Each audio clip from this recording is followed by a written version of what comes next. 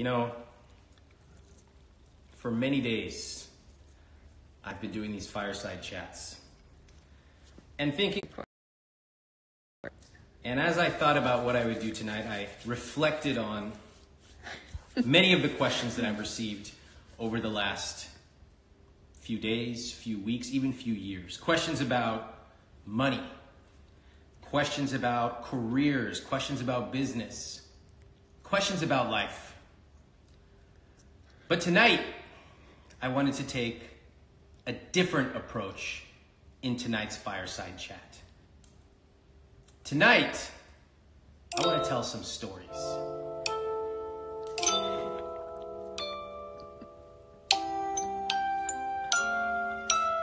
Stories about my life.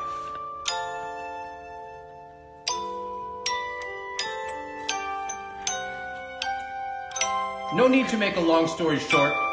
Let's make a long story long. If this takes us 20 minutes, so be it.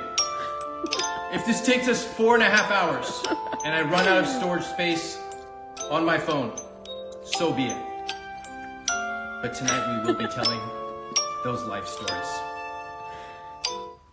So, also, I will be accepting questions tonight, as usual, through the question box. But if I get any questions about IRAs versus 401ks, I'm going to delete you from my life.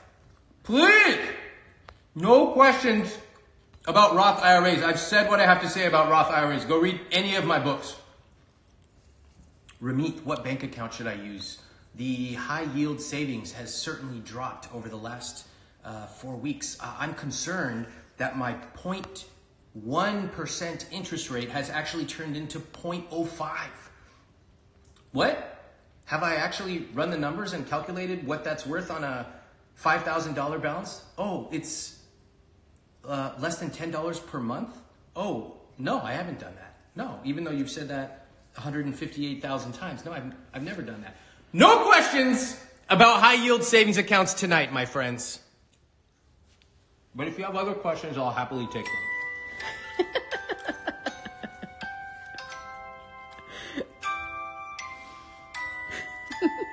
I want to start with a story about not fitting in, because I think a lot of us have had times in our lives where we didn't fit in. Some of you don't fit in right now if you're about to ask a question about IRAs. I'm not talking about you.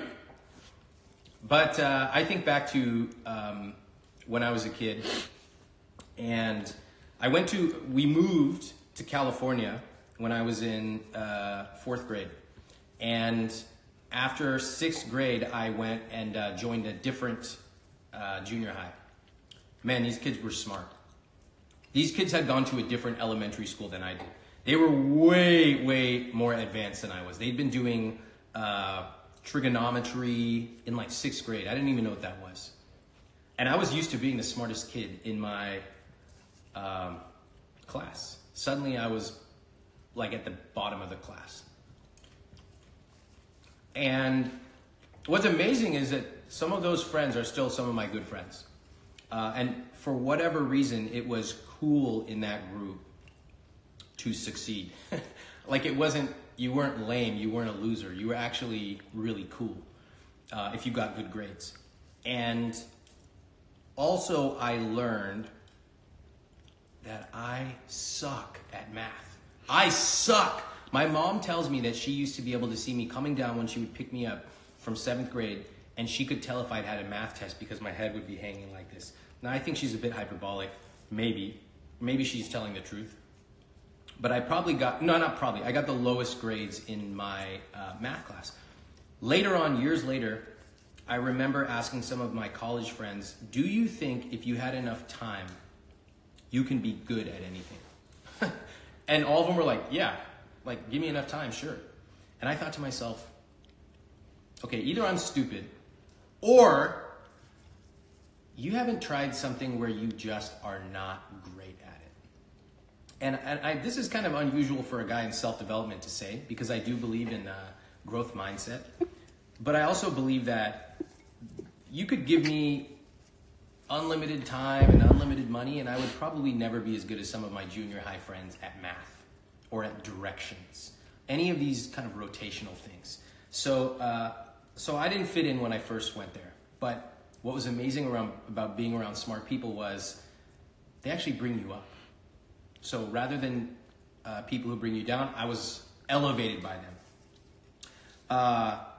Then I think anyone who maybe grew up with ethnic parents probably knows just a general feeling of maybe not fitting in. Maybe you took your Korean or Indian food to lunch and everyone's like, what's that? For me, it was having hairy arms. Look at that. Anyone low on hair, let me know. We can set up an exchange. You send me some honey, which I'm currently low on. I will trade you for 4.5 cubic pounds of arm hair. Let me know. Send me an email. And nobody in my family used the word protein or carbs. We didn't even know what those were. I didn't know what those were till I was in my late 20s. So you discover these little things that your family's different than others as you grew up, especially if you come from maybe a minority culture. Anybody here have that experience? Like, what is it? It's you eat different foods. If you live in New York, you don't have a summer home. What do you do on a Sunday? You just go to a family's place, and that's what you do. There is no alone time. It's family time. When I went to college, I remember that there were very common majors. Econ, computer science, these are like common majors. And I always said I wanted to be a computer science major, but no programming and no math. And everyone's like, that does not exist. And I remember this hilarious moment. I was a freshman, and my dad has some friends who work at Intel. And he's like, hey, do you want to try to get an internship at Intel? I was like, yeah. He's like, send me your resume. So I sent him my resume. He forwards it to his friends. And just by chance, I opened up the email attachment. He had sent it and BCC'd me. My son is, available. He's a Stanford freshman, whatever. My dad changed my major from STS, Science, Technology, and Society, on my resume to computer science. I'm like, Dad, I can't program. I don't know anything. I don't even know if then. He changed my own major on my own resume and then sent it along. I was like, ah. So, for anyone wondering, do your Asian parents stop once you get into Stanford? The answer, well, there's your answer. Fortunately, after I showed him some of my math scores, he finally, that and my inability to do Legos or Lincoln Logs, I think he's accepted.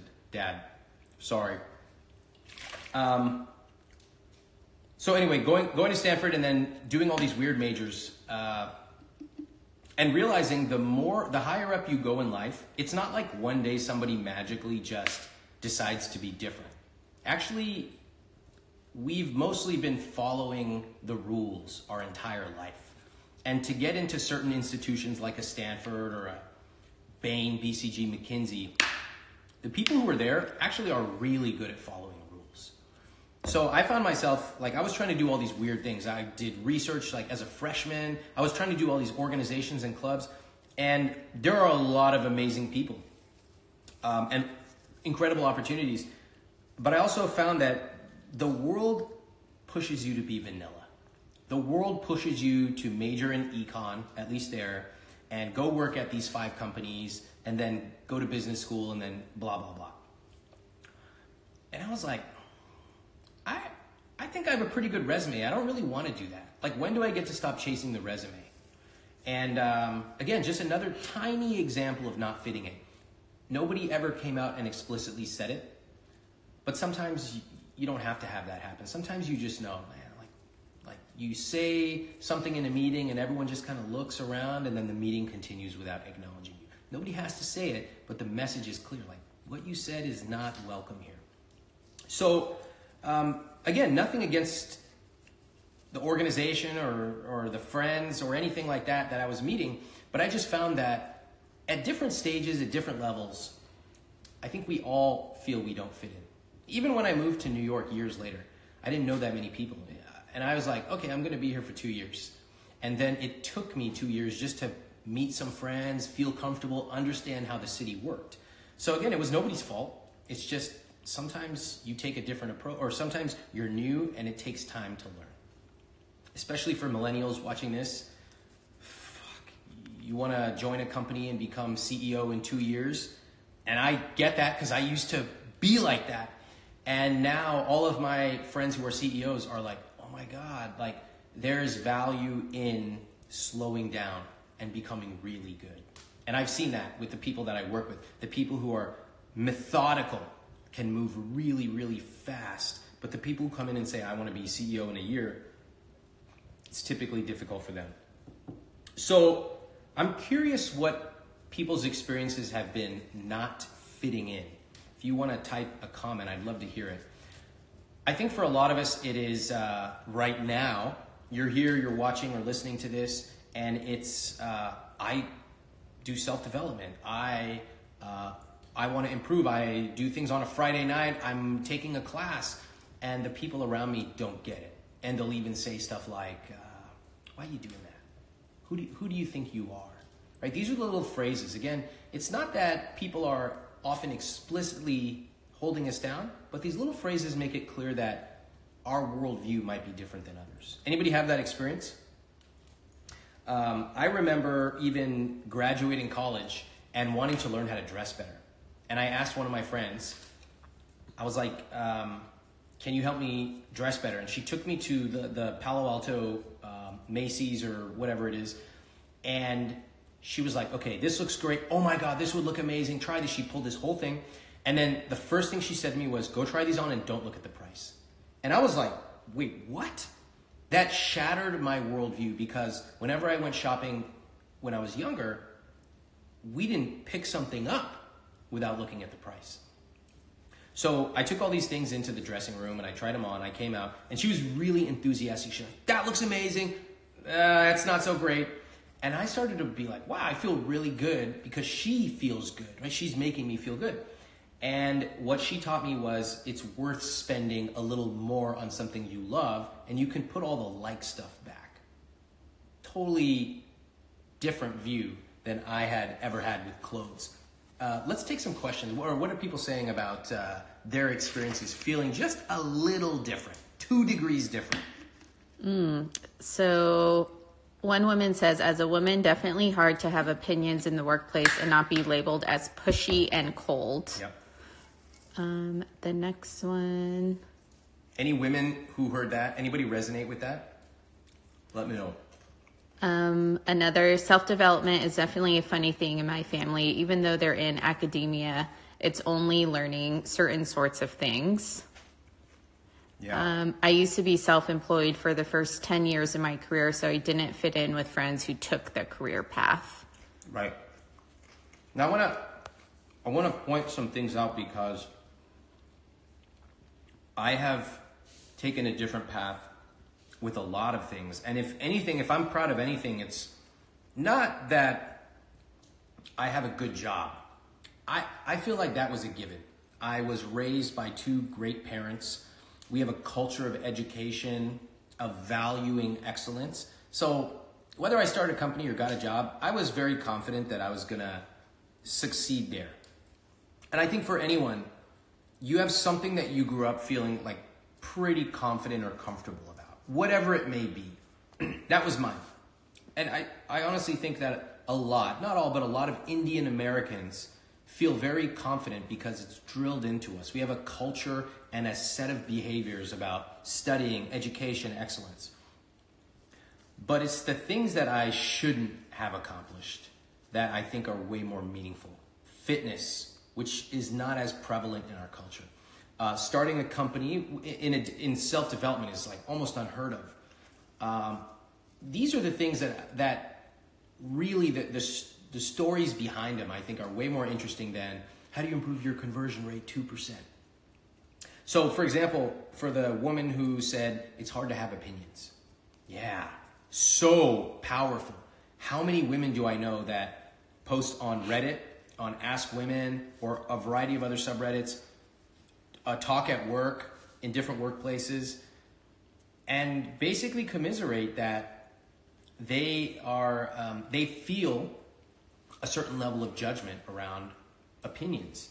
And from the outside, it's really easy to say, just speak up. But there are a series of explicit and implicit things going on that you would not know unless that was you. So I really resonate. And the more I've gotten into self-development, the more I've heard from people who are actually kind of open about it now, who talk about it. But with that said, I still do challenge people. Like I have somebody DMing me on Instagram right now. And she's like, Ramit, how would you advise I have a roommate who won't stay inside. I'm quarantining myself, but she won't. And they live in Canada, and her roommate says that if she stays inside, she's going to become depressed. What would you say to her? So it's so easy for us on the outside to give advice. Of course, to her, it's much more challenging. On a recent fireside chat, there was a woman who said, I have a neighbor who keeps sending her kids to play. How do I stop her from sending her kid over? And I told her, this is potentially risky. At this point, you need to simply say, not ask, say, I appreciate it. I look forward to seeing your kid and letting our kids play in the future. But for now, we're closing our house out of safety and precaution. What was amazing was after that show, just like an hour later, she sent me a picture of her son who was drawing a sign that said, our house is closed for the time being and we look forward to welcoming you back later. Now, I don't know if she delegated the work to her son or she said it herself, but the point is, there are some times where we need a little nudge, a little permission to simply say no, or to simply set some boundaries. That was a really hard thing for me to learn. Because growing up, I think it's very easy to be a people pleaser. How many people here have the experience of being a people pleaser? Even when you know you probably shouldn't do it, the words just seem to come out of your mouth. I would say that if you want to succeed in self-development, business, being able to create those boundaries is a skill that nobody kind of talks about, but I found it to be incredibly valuable. Cass, any questions that we have coming in or any stories? Who made your blanket? I don't know. How do you overcome imposter syndrome? Maybe you are an imposter. Maybe you're actually not really good at the thing that you're worried about. Have you ever thought about that? It's something that almost nobody will say. But if you feel you have imposter syndrome, first it's really important to take a hard look in the mirror and say, am I actually good at this? Because maybe you're not. And maybe you need to develop the skills first, and then the imposter syndrome will slowly start to go away. That's one approach. And I think it's something that's not as talked about as frequently as it should be. You know, you have folks coming in and saying, I want to teach people how to invest. I'm like, what does your portfolio look like? They're like, oh, I have like $300. And I'm like, you should feel imposter syndrome. Learn, build the skills. By the way, I'm talking about this as someone who started writing I Will Teach You to Be Rich at the age of 20. But I had money then. I'd been investing for years. And I had learned a lot. And I also did not come out and say, you must do this. There was some of that. I will admit it. And some of the stuff, like I started off my first post ever, August 2004, was banking, budgeting, saving, and investing. I hate at least one of those words. But there was also a lot of exploration. So if you're starting off and you feel like an imposter, maybe that's a sign that you have skills to learn. Now, the second group is a group that's actually pretty good at what they do, and they feel like imposters. That is a different strategy. For that, we're talking about self-confidence. We're talking about realizing that you're being a perfectionist. And as I say, perfectionism is for losers. You don't have to be the world's best. You just have to be a little better than the people you're trying to help. Just think about it. The personal trainer at your local gym, are they qualified to train Olympic lifters? No. That's world-class level training. but they're probably good enough to train grandma down at the local gym. Okay? Same thing for your local math tutor. Can they tutor Fields Medal winners, right? No, but they don't need to. They're not trying to be world class. They're simply a little better than the people they're trying to tutor. So sometimes I think we can shrink the field of play, and that eliminates perfectionism. But I just want to say, the question was about imposter syndrome. And the common answer is, build your confidence, rah, rah, rah, pat yourself on the back. I think that's completely ineffective advice. I think for a lot of people, if you feel like an imposter, maybe you are. And so maybe you need to build your skills a little bit more, right? And that is hard to hear. But as I got better, those feelings started to go away because I saw how many people I could help. And so finally, my final point with imposter syndrome is it's a very selfish feeling. You're sitting here spinning your head, oh, I'm an imposter, I'm not. But all the time you're forgetting to actually help people. And if you take yourself out of the equation and you help people, you focus on them, you fall in love with your client or your customer, suddenly you become less important and your client or customer becomes 1,000 times more important. That is how you get out of it. All right. Okay, I got a story that I want to tell as part of Ramit's story time, and then we'll take more questions. Okay. So, growing up, we didn't take a lot of vacations, and our vacations were mostly driving to Southern California to visit family. I went to India a few times. We would never all of us go together. The tickets were too expensive. And also we flew economy to India, which now that I think about my mom or dad taking however many kids would go at once, it is crazy for a 22-hour flight. Anyway, as we got older, my mom dreamed of taking an Alaskan cruise. What is it with moms and Alaskan cruises? Every mom read the same magazine article and they all want to go on Alaskan cruises. I don't understand it at all. And it's not just Indian moms, it's every mom. So my mom's like, let's go on an Alaskan cruise. We're like, okay. So we went on this Alaskan cruise. It was awesome. And we got off in, I guess it was Anchorage. And whenever we went to any kind of place, my dad was hyper frugal, hyper. He would never, I'd never ordered room service until I interviewed at a company in college. We would never get any package offerings ever. My dad was stacking AAA and whatever state discount, anything.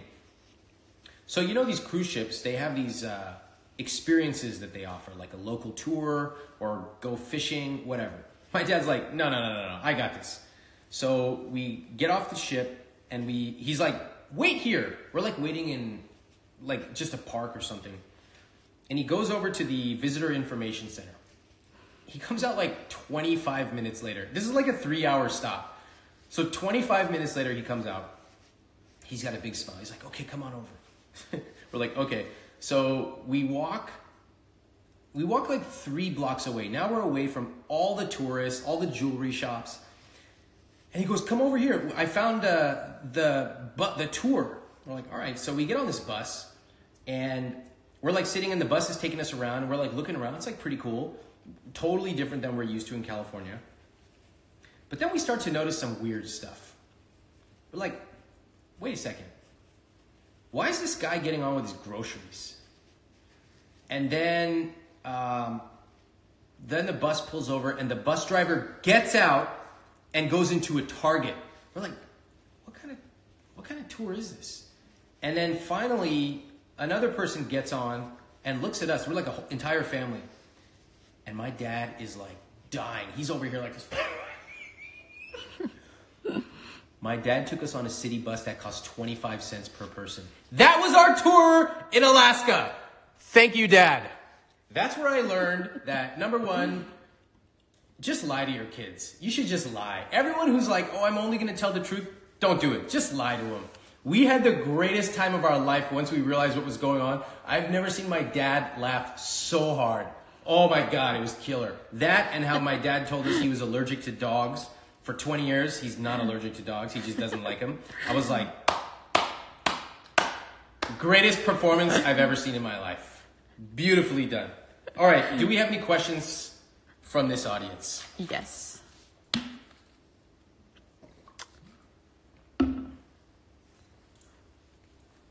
What is one new skill you're currently working on learning related to your business or not?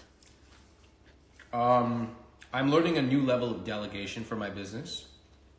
So we've done some multi-year planning, and to grow to the levels we need to grow, I have to delegate beyond what I've done. We have an awesome team. The structure is in place. The entrepreneurial operating system is in place. So now there are things that I used to do that I'm not allowed to do, and things that I'm working on getting them off my plate. It's kind of exciting. It's very challenging, but it's exciting. That, and then photography. Once things cool down again, I want to pick that back up and get good at it, or just take classes and work on it, get technically good enough that I can start becoming more creative at it. How do you stay focused during a time of uncertainty? I think that most of success is determined by what you did yesterday, the week before, the month before, the years before. So waking up, having a structure of this is what I'm doing and this is who I'm talking to, that makes it easy. If you're looking at a blank page, it's really hard. So even if you can put in 3 or 4 things per week that you're gonna do, even if you don't know where they're gonna lead, like I'm gonna put 1 hour to read strategy books, or I'm gonna put 1 hour to write. Even if you don't know what to write, that's a start. Put that structure in place. And that's how I stay focused, is to have a structure. And for our final question. What are the basic skills an entrepreneur must have? The number one thing is they need to be active, not passive. It's very common in life to be passive. What's my boss gonna say? What's my partner gonna say? Who do I need to talk to get this done? Or the most common phrase, somebody should do that. As an entrepreneur, you're that somebody. You have to make the rock move. You can't wait for somebody else to move it. I think that really incorporates 90% of being an entrepreneur. You push the rock and you own moving it. One way or another, you cause it to move, or that's it. Your business doesn't work.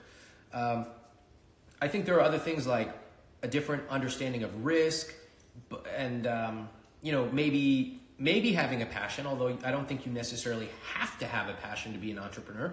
I think you become passionate once you start winning. But all the entrepreneurs I know just had a little element of not fitting in. They just didn't quite fit in. Just at the edges, like what I was saying about learning about what protein was, or my major. Just little things where you just like, no, I don't see why it's like that, or I don't want to do that. And I think that if you have that and you feel that, that might not be enough to be an entrepreneur, but it's a sign. If you're the one who your friends maybe don't get, or you're talking about things and the people around you are not talking, you might just be an entrepreneur and you don't even know it. So tonight was story time. The good news is that as soon as this is done, I have nowhere to go. I'm just simply going like this. Now, the question that we need to ask ourselves is, should I live stream my sleep for the next 8 hours? Rocking that chair.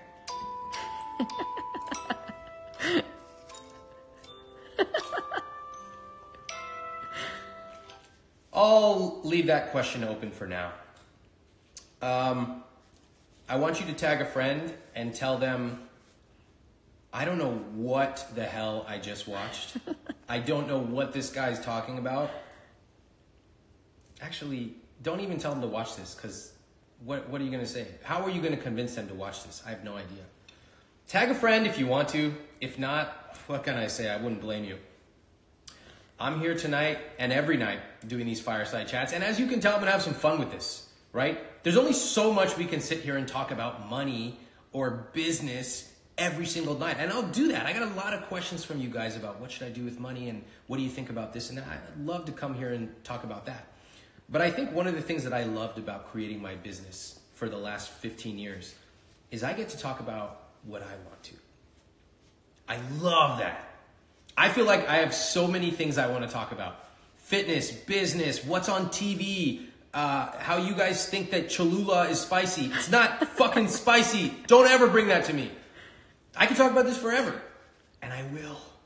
I'm going to talk about this all day, every day. That's the beauty of creating a business like you want. So,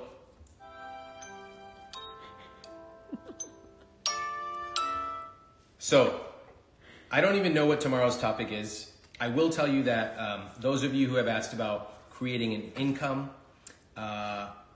starting a side business, I am going to be launching Earnable starting this week. So keep your eyes open. I'm getting tons of DMs, emails, tweets from people. Basically, people have a lot of time and a newfound interest in self-development, in taking control, whether it's about their money or their job or their business. So I love that. If you have ideas for a fireside chat you want to send me, send them. Send them over. I'm listening. I'm actively planning my next fireside chats, and I would love to help you out whatever way I can. Thank you for watching. I will see you tomorrow.